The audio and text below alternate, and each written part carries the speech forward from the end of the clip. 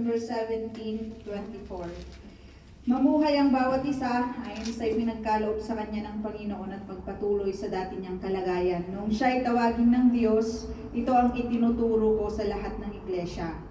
Kung ang isang lalaki ay tuli na nang siya'y tawagin ng Diyos, huwag na niyang alisin ang mga palatandaan ng kanyang pagiging tuli. At kung hindi naman siya tuli ng tawagin, huwag na siyang mag-asam na magpatuli pa. Hindi mahalaga kung ang isang tao ay tuli o hindi. Subalit ang mahalaga ay ang pagsunod sa mga utos ng Diyos. Manatili ang bawat isa sa kalagayan niya nang siya'y tawagin ng Diyos. Ikaw ba isang alipin ng tawagin ng Diyos? Huwag kang mag-alala tungkol doon. Ngunit kung may pagkakataon kang maging isang malaya, samantalahin mo. Ang taong alipin ng tawagin ng Panginoon ay malaya na dahil sa Panginoon. Gayon din naman, ang taong malaya nang siya'y tawagin ni Kristo ay naging alipin ni Kristo. Nabili na at bayad na kayo. Huwag na kayong paalipin sa mga tao. Mga kapatid, ano man ang kalagayan ninyo sa buhay, nang kayo tawagin, manatili kayo roong kasama ng Diyos. Heavenly Father, once again, we praise you, God, sa gabing ito. Salamat, Panginoon, sa mga oras na ito. Dahil salamat sa mga buhay, Panginoon, na narito. Dalangin po namin na ang mga salita mo, Panginoon, ay magturo po sa amin, Panginoon, ng way, Panginoon, upang sa ganon ay maunawaan namin ang nais mo, Panginoon, sa amin pong mga buhay. Salamat, Panginoon, sa mga awitin. Salamat, Panginoon, sa mga tithes and offering. Thank you so much, Lord, that we give praise to you as we prepare, Lord, our hearts for your word. Thank you so much, Lord. Let your Holy Spirit, Panginoon, manifest, Panginoon, sa bawat puso. Let your Holy Spirit, O God, open the eyes, open the heart, and open the ears, Panginoon, ng bawat kapatid, Panginoon, na makikinig ng inyong pong mga salita. In Jesus' name we pray, Amen. Amen po, mga kapatid. Nung last Saturday.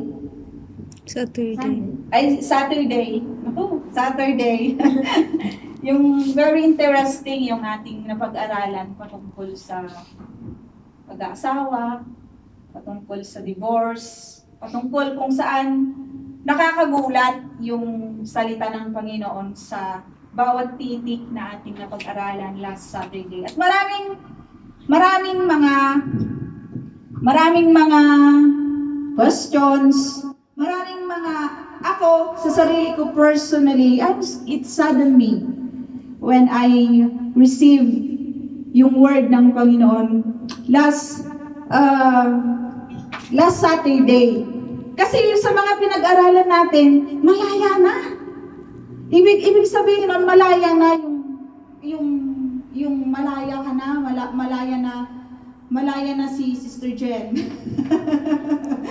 Kasi nangalun niya. Ganun ba yun? Nangalun niya ang kanyang may mga bagay na ganun na pangyayari sa buhay ng bawat mananampalataya. But the good news is, mga kapatid, sinagot ng Panginoon. I'm so happy sa gabing ito because there is a way that God responds sa isang mananampalataya. Which is, you will be sad na iiwan ka ng partner mo. You will be sad kasi they will push you into marriage kahit ayaw mo. You will be sad kasi the relationship is broken.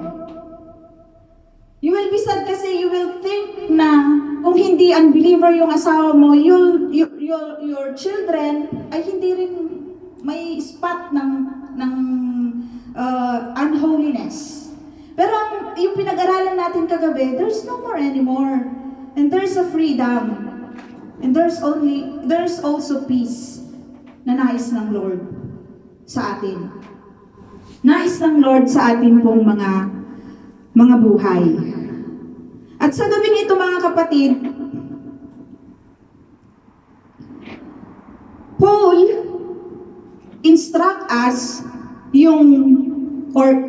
nag-illustrate siya dito sa ating binasa kanina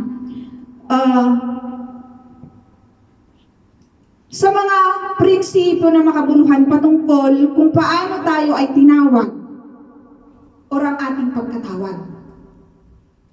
Tayong mananampalataya, mga kapatid, we should willingly accept yung sitwasyon na ipinagkaloob ng Lord. Na ipinagkaloob ng Lord sa atin. And be content to serve Him there, sabi nung last na binasa natin. And be content to serve the Lord there. Tayong mga mananampalataya ay dapat na huwag maging abala sa pagbabago ng status mo sa buhay. Naghahanap ka ng asawa, may gift ka pala ng celibacy. Di ba? Yun ang sabi ng Lord. Kaya huwag niyong i-push yung mga kapatid na mag-asawa. Huwag niyo silang itulak. Kasi maybe there's a gift in there na ibinigay ng Panginoon. Tayong mananampalataya, huwag maging abala, mga kapatid. Kasi yung status ng buhay dito sa mundo ay hindi mahalaga. We are not from this world. Hindi tayo para dito sa mundo. Kaya hindi mahalaga yung mga bagay. Though I need husband. I need children. So I have one. Pero I desire. I desire more. Oh. I desire in my heart, deep in my heart, I really desire to have another child.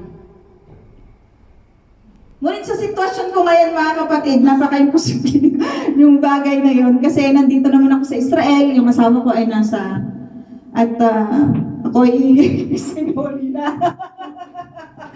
Salamat sa Lord. Kasi we learn sa mga bagay na yun. Pero God is so gracious. I'm so happy lang talaga sa gabing ito. Though, I really, nalungkot talaga ako sa sermon last Saturday, yung mga nandito si Ate Cynthia. Madami siyang naging katanungan. And when we in the flat, maraming naging napalakas siya, napalakas ang bawat isa dahil sa sermon ni Sister Meds patungkol sa pag-aasawa. Kasi most of us, kami na nasa flat, ilan ba yung mga tatlo ata sila na single. Kami lang yung may mga partner at may mga iba't ibang klase ng problema ng aming mga pinagdadaanan. Sabi dito sa verse 17, mamuhay ang bawat isa ayon sa ipinagkaloob sa kanya ng Panginoon. Sa Corinthians, maraming mananampalataya na ginagamit nila yung kanilang identity as a Christian para lang i-justify yung kanilang pamumuhay, para lang i-justify yung kanilang immoralidad. Ginagamit nila yung Christianity nila na i-justify yung kanilang, kasi nakita natin yung kasalanan ng mga Corinthians. Inside the church, this is inside the church. Isinulat ni Pablo ang letter na ito to the Church of Corinthians. At nakita natin doon, and they are using their Christianity, they are claiming that they are Christian, but they are doing immorality at maraming mga bagay na hindi ka nais-nais sa Lord. Mga kapatid, sabi ng Lord, mamuhay ang bawat isa ayon sa ipinagkaloob sa kanya ng Panginoon at magpatuloy sa dati niyang kalagayan nung siya'y tawagin ng Diyos. Ito ang itinuturo ko sa lahat ng iglesia. Kaya nga, nagsulat si Pablo sa iglesia ng Corinto patungkol sa pag-aasawa, patungkol sa singleness, patungkol sa divorce. Kasi maraming katanungan at maraming problema ang mga taga-Corinto patungkol dito. Marami silang katanungan, kami ay i-divorce namin ang aming asawa kasi unbeliever siya. Madidefile ang aming mga anak. Kaya we need to divorce. Ginagamit nila yung kanilang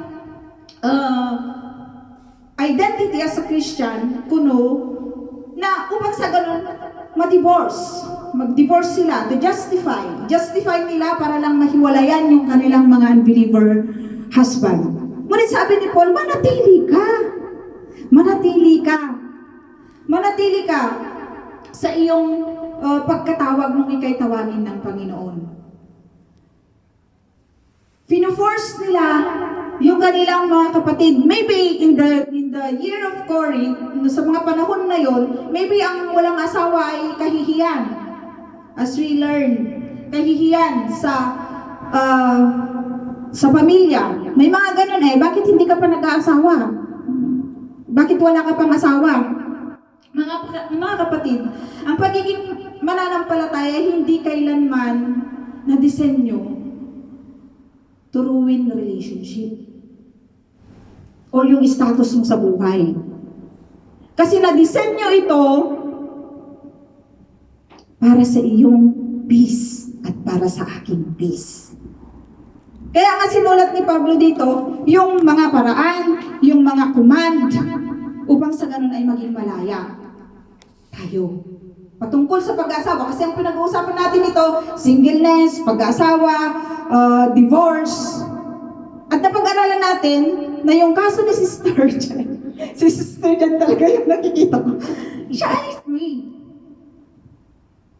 And he is free. At nalulungkot ako kasi it came the mouth of my husband no nais niya akong hiwalayan. At doon ako naiiyak kasi malaya na. Doon ako naiiyak. Ngunit naging masaya ako mga kapatid. Why? Kasi sabi ng Lord, mamuhay ang bawat isa ayon sa ipinagkaloob sa kanya ng Panginoon at magpatuloy sa dati niyang kalagayan noong siya'y tawagin ng Diyos. Meaning to say, remain. Remain, Sister Jen. Remain. If you choose to remain, sabi nga, but there is an exception. Na kung hindi ka makapagpigil, kasawa ka.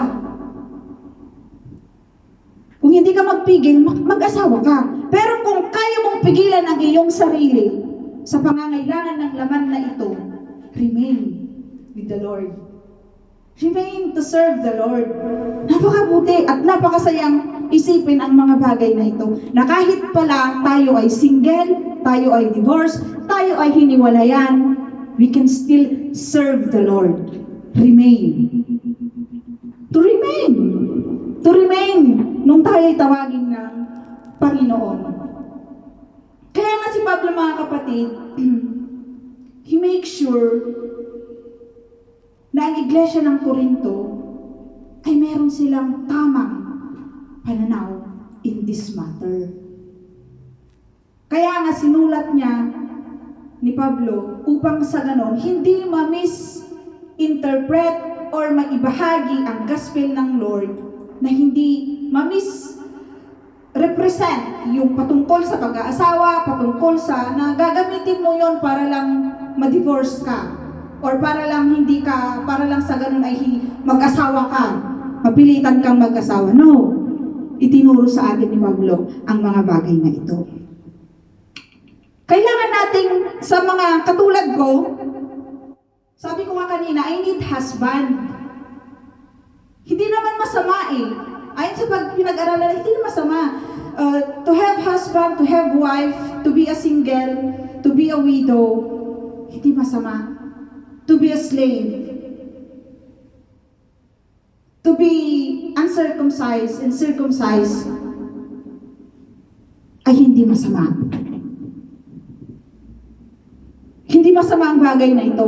But, mga kapatid, kailangan natin ito, but not to the extent na malulus mo yung process mo in serving the Lord. Malulus mo yung gospel sa buhay mo dahil lang na abala ka na humahanap ng mapapangasawa. Abala ka on how to settle yung relationship mo sa unbelieving husband mo. Na yun, doon ka na nakakonsentrate. Na abala ka na ayusin yung hiniwalayan ka ng asawa mo, ayusin yung mga ari-arian mo para lang mahati na yung iyong kayamanan, ang inyong mga kayamanan sa isa't isa. Huwag natin paabutin sa mga panahon yun kasi it's not important. The status of life in this world, it's not important. What is important, sabi dito, is yung pagsaserve natin sa Panginoon faithfully. Yun ang pinakamahalaga sa lahat, mga kapatid. Sabi ko nga kanina, being a Christian, doesn't ruin or destroy yung relationship, yung home, yung friendship. Hindi na-design nyo yun para sirain ang mga bagay na ito. Ang pakikipag-isa natin kay Kristo is in tune to your status in life. It should be in tune, mga kapatid. It should be parallel yung iyong paglakad sa Panginoon and your status in life. Naisip parating ni Pablo sa mga taga-Korinto na huwag nilang gamitin ang kanilang pagiging Kristiyano. Huwag natin gamitin yung ating pagiging Kristiyano para lang ma-justify yung ating mga ginagawa. Kasi sometimes, maraming mga Kristiyano sa mga kapanahunan ito na ginagamit nila yung kanilang Christianity. Pinagyayabang pa nila na sila ay mga Kristiyano. Kung ikaw ay wife, husband, nung ikaw ay tinawag ng Panginoon, single nung ikaw ay tinawag ng Panginoon, widow nung ikaw ay tinawag ng Panginoon, you should be a better one. You should be a good husband, a better wife, a better widow, a better single. Kasi may mga single sa atin, kaya wag nating mawalain yung single. Pero mas marami yung may mga asawa. Even there's also widow. Ano, pastora? Meron ding mga kasama nating mga kapatid na they are widow. At yun yung malungkot din sa kanilang mga buhay. Ngunit mga kapatid, sa bagay na ito, sabi ko kanina, there is always an exemption. May exemption. Kung hindi mo kayang mag-remain as a single, hindi naman masama ang mag-asawa. In the past verses, hindi masama. It's good. Hindi kasalanan ang pag-aasawa. Kaya huwag ninyong isipin na hindi ka na mag-aasawa kasi magiging kasalanan. No. Hindi po siya kasalanan. Kasi it's a gift from God eh. Celibacy is a gift from God. Also marriage is a gift from God. Kaya nga lang, binalaan tayo ni Paul dito sa pagiging single. Namusta naisin niya, tayong lahat ay nawa ay single. Kasi tama nga naman si Pablo sa mga kapanahunan nila. Even now, kung paano, maaral natin yan, I think next time. Kasi hindi natin, hanggang doon lang ako sa 24. Yun lang po ang ating pag-aaralan sa gabing ito. Nagbigay si Pablo ng command. May mga command siya dito. Pinag-aralan natin last Saturday ba o the last time? Kasi parang si Pastora yung evangelism natin sa last Saturday. Tapos, may exemption. Binigyan tayo ng exemption. Kung ikaw ay hihiwalayan ng unbeliever na asawa, ikaw ay malaya na. Ngunit, sabi dito, yung general na rule na binigyan natin. Mamuhay ka. Mamuhay ang bawat isa ayon sa pinagkaloob sa kanya ng Panginoon at magpatuloy sa dati niyang kalagayan ng tawagin ng Diyos. Magpatuloy lang. Whatever the reason na ibinigay ng Lord sa atin, the situation, kung ano tayo sa mga kapanahunan ito, magpatuloy lang tayo sa Panginoon. Tinuturuan tayo dito ni Pablo, mga kapatid, na huwag tayong maging abala sa problema ng ating mga status sa buhay. Kahit ikaw ay alipin, ikaw ay tuli, Jews or Gentile, may asawa, hiwalay sa asawa, balo o walang asawa.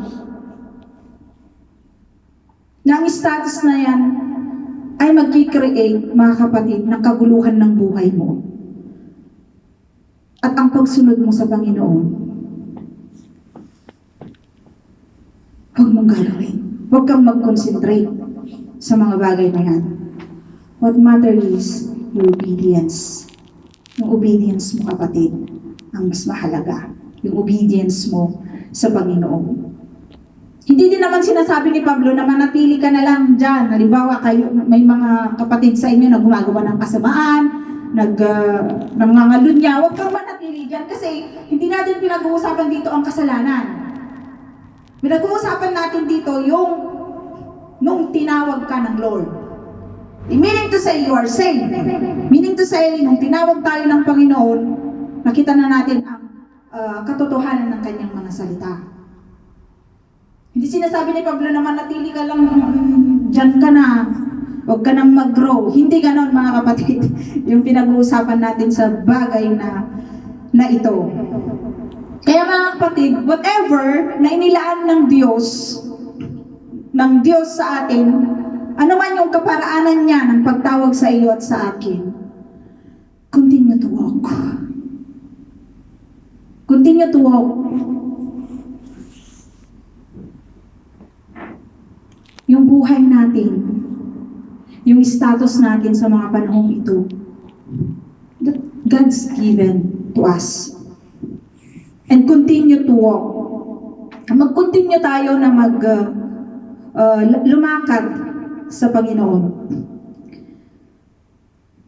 Kung ang isang lalaki ay tuloy nang siya'y tawagin ng Diyos, huwag niyang alisin ang palatandaan ng kanyang pagiging tuli. At kung hindi naman siya tuli ng tawagin, huwag na siyang mag-asang na magpatuli pa. It means here, mga kapatid, nung tawagin kasi sa mga panahon, there's a Jews and Gentiles. Meaning to say, tinatawag kasi ng mga Hudyo, yung mga Hintil na uncircumcised, hindi tuli. At yung mga Jews, alam natin na from the 8 days from birth, natutuli na sila, nasi-circumcise na sila. So, saan mang lugar, wherever, isa ka mang Ilocano, Batanggenyo, Waray,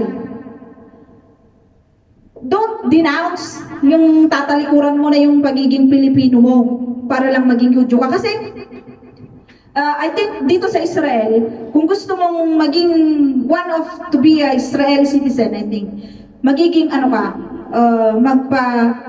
mag-ano ka sa Judaism. Convert. To be a Jew. I-denounce mo yung Christianity mo and to be in the Judaism. I-denounce mo yung pagiging, basta may mga gagawin ka. At yung sinasabi dito ni Paul, mga kapatid, uncircumcised or circumcised, whether you are Gentile, whether you are Jews, ay hindi mahalaga. Ang sabi niya, sinasabi niya ni Pablo, to remain. To remain. Kung ikaw ay Hudyo, mag-remain kang Hudyo. At gamitin mo yung pagiging Hudyo mo, pagiging Hudyo ninyo, mga Israeli, na to declare the goodness of God. Yung pagiging single mo, gamitin mo. Yung pagiging widow mo, yung pagiging divorce mo, gamitin mo. To declare the gospel of God. Sinasabi din ni Pablo na hindi kinakailangang tuli o hindi kinakailangang hindi tuli. Hindi kailangan yun sa kaligtasan, mga kapatid. Pinag-aralan namin sa Romans yun, na we are equally with the Israeli or Jews. The original na tinawag ng Panginoon. But dahil kay Kristo, tayo ay na-adapt sa kanyang family. At it's not important into salvation. Sinasabi din niya na hindi mahalaga ang pagiging tuli at hindi tuli na walang kabuluhan. Ito ay walang kabuluhan. It's nothing, mga kapatid. Hindi ito mahalaga. Ngunit ang mahalaga ay ano? Ano ang mahalaga? Obedience. Yun ang pinaka-importante sa lahat sa paglakad natin bilang mananampalataya. Yung obedience natin sa Panginoon. Malapit na tayong matapos. Manatili ang bawat isa sa kalagayan niya nang siya'y tawagin ng Diyos. Sayang-saya lang talaga ako, mga kapatid. I'm so happy to hear the Word of God. Manatili ang bawat isa sa kalagayan niya nang siya'y tawagin ng Diyos. na even if we na-experience natin yung mga na-experience ng bawat isa sa atin, manatili ang bawat isa. I can remain as I am. I can remain, hindi ko ililihim kasi I'm always an open book, even to my families and even to everyone. Kasi kahit naikwento ako, I don't care. Kasi ako ay open. So hindi ako masasaktan. Na yun nga asawa ko, isinuli ako sa nanay ko at and I will always love him. And I will remain loving him. And I will remain sa bagay na ito mga kapatid, sa kalagayan kong ito, serving the Lord. Sa kalagayan kong ito, I will remain to serve the Lord. Whatever it is, I will remain. Kasi sabi ng Lord, manatili ang bawat isa sa kalagayan niya nang siya tawag. Tinawag ako ng Lord eh. Do you believe that God called you? Kung hindi, nako-questionable ka kapatid. Sino sa inyo ang nagda-doubt ng kanyang pagkatawag?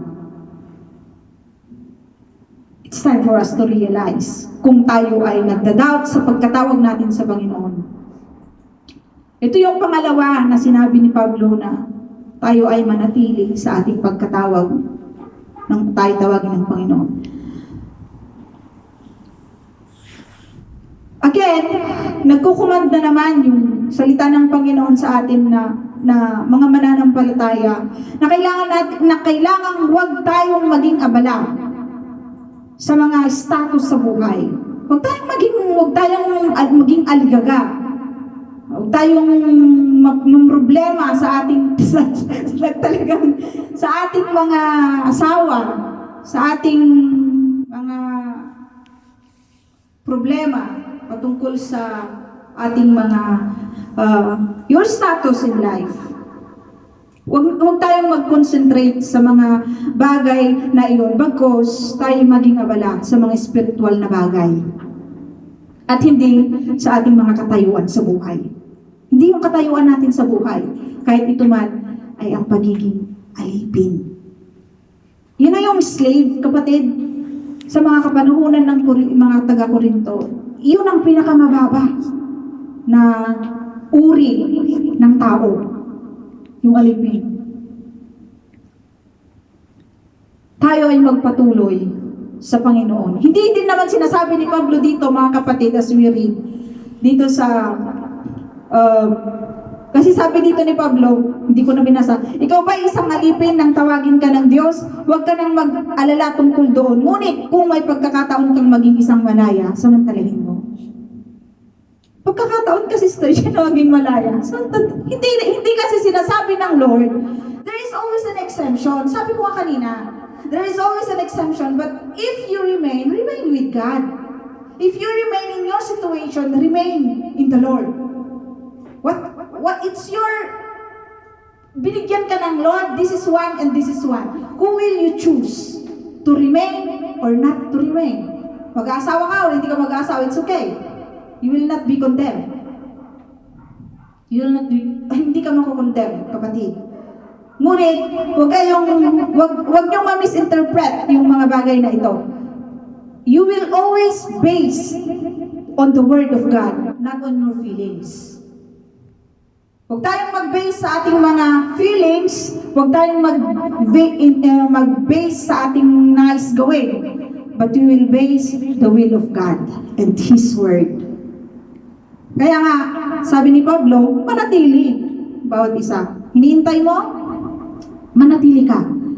Manatili tayo.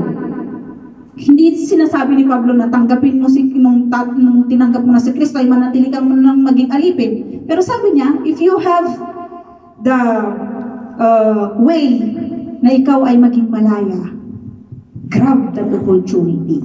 Grab that opportunity.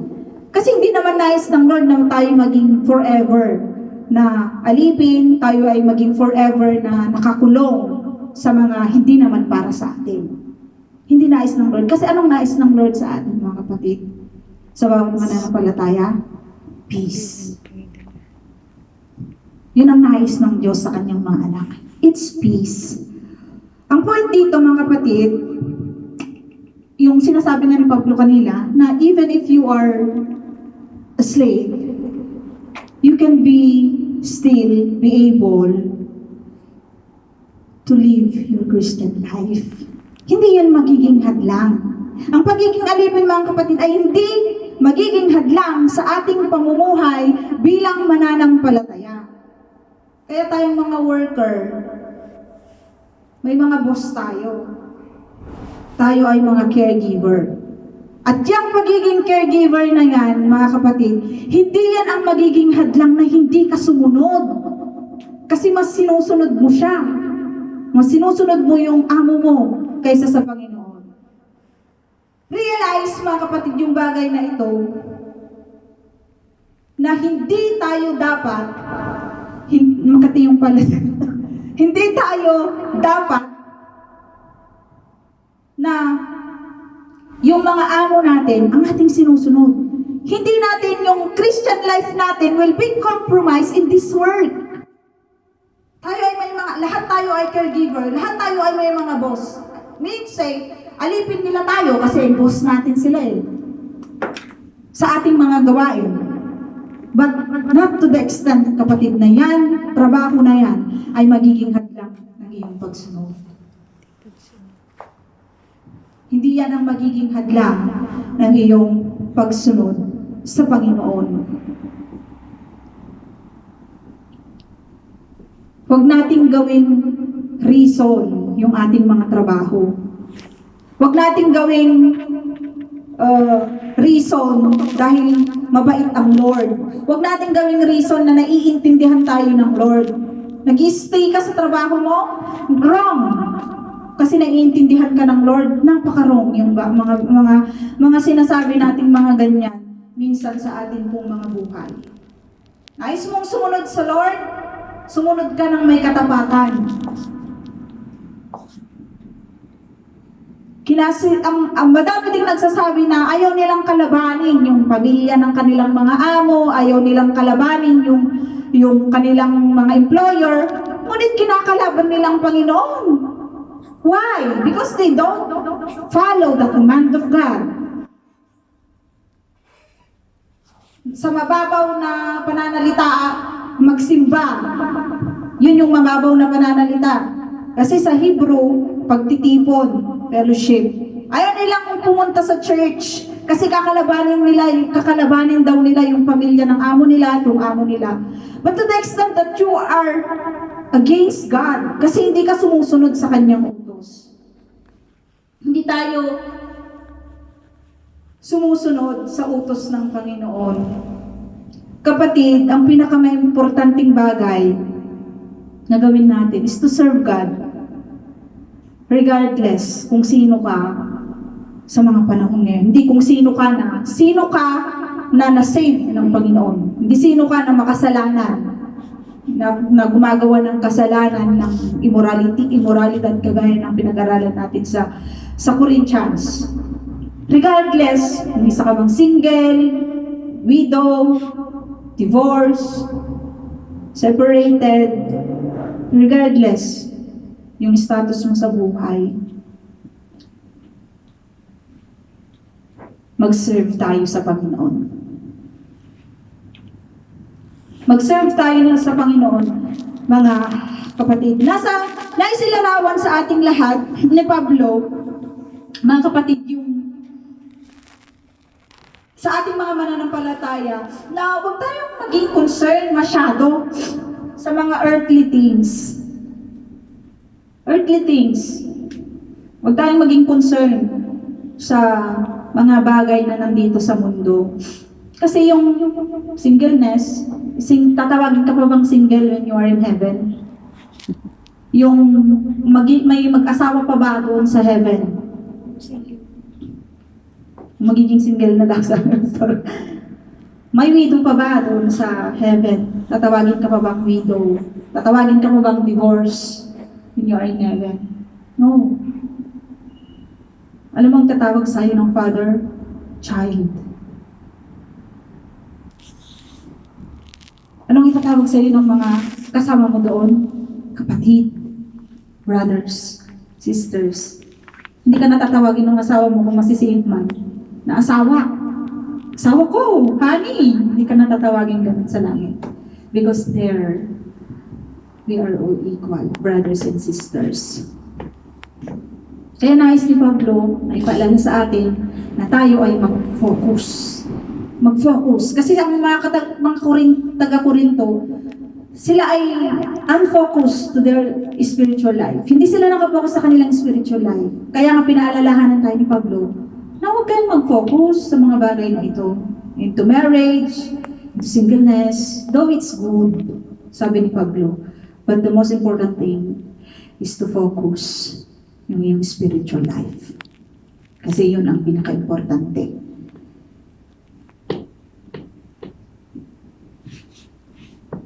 Ang taong alipin ng tawagin ng Panginoon ay malaya na dahil sa Panginoon. Gayun din naman, ang taong malaya na nang siya'y tawagin ni Kristo ay naging alipin ni Kristo. Nang tayo nakipag-isa mga kapatid kay Kristo, kilala natin ang Lord, tayo ay naging malaya na. From what? Ano ba yung naging kalayaan natin nung tayo ay nakipag-isa kay Kristo? The bondage of sin. The bondage of sin.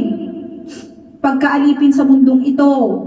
Hindi na tayo dapat nagpapaalipin sa mundong ito kasi pinalaya na tayo ni Kristo. Sa kapangyarihan ni Satan, napalaya tayo sa daan na patungong impyerno. Napalaya tayo nang nakipag-isa tayo kay Kristo. And we're already delivered, mga kapatid, sa pagkaalipin ng kasalanan. Hindi na tayo mamumuhay na makasalanan. Sa ating kalayaan, sa pamamagitan ni Kristo, mga kapatid, wala tayong may pagmamalaki sa Panginoon.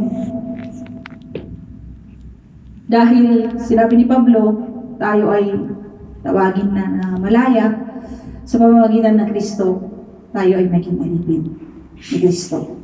Nung tayo ay tawagin ni Kristo, tayo ay naging alipin. Kaya wala tayong may pagmamalaki sa Diyos natin kasi tayo ay alipin ni Kristo nang tayo tawagin niya.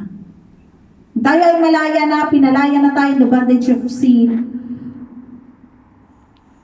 Don't boast your Christianity. Huwag nating ipagmayabang kasi may maraming mga, I don't know, kasi wala namang Kristiyanong nagmamayabang ng kanyang Christianity kung talagang tunay siyang mananampalataya. But those who are so-called Christian, pinagmamayabang nila yung kanilang pagiging Kristiyano na sila ay hindi na pupunta sa, hindi nila i-reach out yung mga unbeliever kasi ayaw na nilang, ginagamit nila yung don't equally yoke to the unbeliever. Hindi ibig sabihin nun, kapatid, na you don't go to evangelism. Huwag ka nang pumunta sa evangelism kasi sabi ng Bible, don't equally yoke to the unbeliever. No. You need to reach out. You need to help. You need to help kahit yung mga na hindi mananampalataya na nangangailangan ng tulong. Ipakita mo yung pag-ibig na meron ang Diyos sa atin. Ipakita natin yung pag-ibig. Tumulong tayo sa mga nangangailangan. Tumulong tayo sa mga nangangailangan. Ibigin natin ang ating kapwa. Not to the extent na ikaw ay sasali sa kanilang mga masasamang ginagawa. Gamitin mo ang buhay na yan para sa nais ng Lord. Kasi ang ating kalayaan, mga kapatid, ay si Kristo, sa pamamagitan ni Kristo, hindi kalayaan na gawin mo yung nais mo. Hindi yung kalayaan na gawin mo yung nais mo, kundi kalayaan na gawin yung nais ng Diyos. Yun ang kalayaan na ibinigay sa atin ng Panginoon. Na gawin yung kanyang nais sa atin. Kasi we are both nabili na at bayad na kayo. Huwag na kayong paalipin sa mundo. I just want to read 1 Peter chapter 1 verses 18 to 19. Makikita natin doon. Sabi ni Pedro, Narinig namin ito mula sa langit sapagkat 2 Peter pala ito. Sa 1 Peter tayo. Sabi dito, alam ninyo kung ano ang ipinantubos sa inyo sa walang kabuluhang pamumuhay na inyong minana sa inyong mga magulang. Tinubos kayo hindi sa pamamagitan ng mga bagay na nasisira tulad ng ginto o pilak, kundi sa pamamagitan ng mahalagang dugo ni Kristo. Siya'y tulad ng korderong walang dungis at kapintasan. We are bought with the precious blood of Christ. Huwag mong sayangin. Huwag natin sayangin yung price, that precious blood na ipinantubos sa iyo at sa akin. So don't live as you please, but live as God's will. Yung nais ng Lord. Alam natin yung nais ng Lord, mga kapatid. Alam natin kung ano yung nais ng Lord at wag tayong magpapaalipin sa mundong ito. Wag kang magpapaalipin sa mundong ito at sa ginagawa ng mundong ito. And even sa mga taga-mundo. Kasi may mga taga-mundo. Baka nakakalimutan niyo, mga kapatid. And we are not from this world. May mga taga-mundo, wag kang magpaalipin sa kanila. Wag kang magpaalipin sa mga taga-mundo. Saan tayo paalipin? Paalipin tayo sa kay Kristo. Dahil may kalayaan tayo na ibinigay ng Lord na gawin ang nais niya. Huwag tayong magpapaalipin.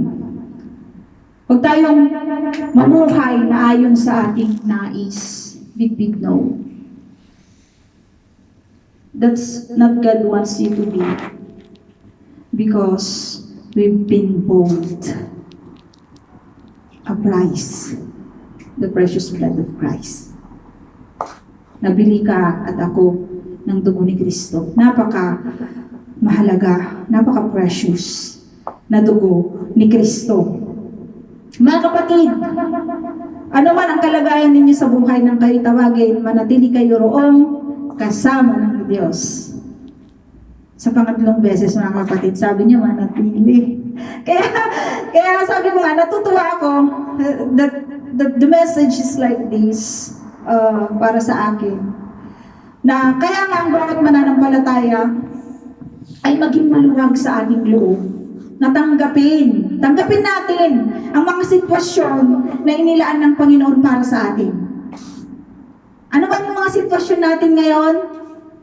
Manatili tayo roon na kasama ng Diyos, ng ating Diyos.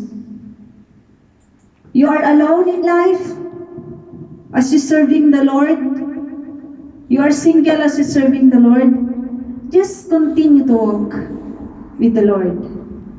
Manatili tayo roon kasama ng Panginoon. Manatili tayong kasama ng Panginoon. We should be willing to remain. To remain. We should be willing to remain. Ito ay ang kaluwalhatian, mga kapatid ng Panginoon, na nariyan ka. Nariyan ako. Ay, nandito ako. Nariyan ka or tayo. At huwag nating subukang baguhin yung purpose niya sa atin into that position. Wag na wag. God has you and me there for a reason. May rason ang Lord, mga kapatid. God has a reason.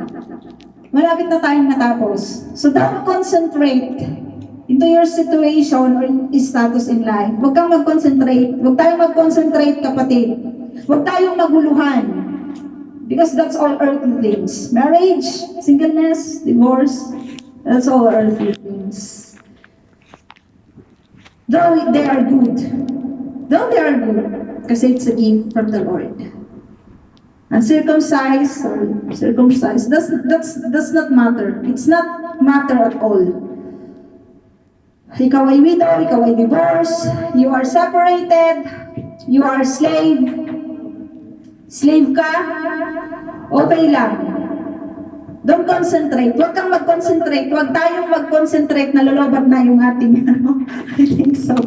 Nalolobat ko to. Concentrate. Huwag tayong mag-concentrate sa mga bagay na, ay, yun pala. Ano Ayan. Huwag tayo mag-concentrate sa mga bagay na ito. Hayaan natin ang Panginoon ang bumago ng ating kondisyon sa buhay. Let God do. Hayaan natin ang Panginoon. Huwag natin pangunahan ang Panginoon. Ikaw ay divorce. Antayin mo ang Panginoon. Just remain and continue serving the Lord. Continue to walk with Christ even in the midst, mga kapatid, on this imperfect world. At napakagulong mundo. At napakadilim na mundo. Remain in the Lord. Remain in the Lord, mga kapatid. Whatever your status right now, remain in the Lord. Mag-remain tayo sa Panginoon. Dahil yun ang sabi niya, manatili kayo roong kasama ng Diyos. Napakabuti na ang kasama natin sa ating mga sitwasyon, kahit tayo ay mga walang asawa, mga widow, separated, ano pa, maraming mga problema, hindi nagkakaunawaan sa mga bagay-bagay. Remain and continue your walk to the Lord. Let us pray. Heavenly Father, salamat Panginoon sa gabi pong ito. Salamat kasi you enlighten me, you enlighten us, Panginoon, na to remain, O God, serving you. To remain, O Lord, whatever the situation sa mga buhay po namin. We are widow, we are separated, we are divorced, we are single. Our family left us, but God, you said that we will remain and continue, Lord, to walk with you dahil kasama ka namin. Lord, tulungan mo po kaming maging hindi abala, Panginoon, sa mga buhay, Panginoon, dito sa mundo. Pagkus, O Lord, maging focus kami, O Lord, on our spiritual life, moving on, Panginoon. At i-prepare mo po yung aming mga kaluluwa, Panginoon, sa inyong pong pagdating. Thank you so much, Lord, in everything. In Jesus' name, amen.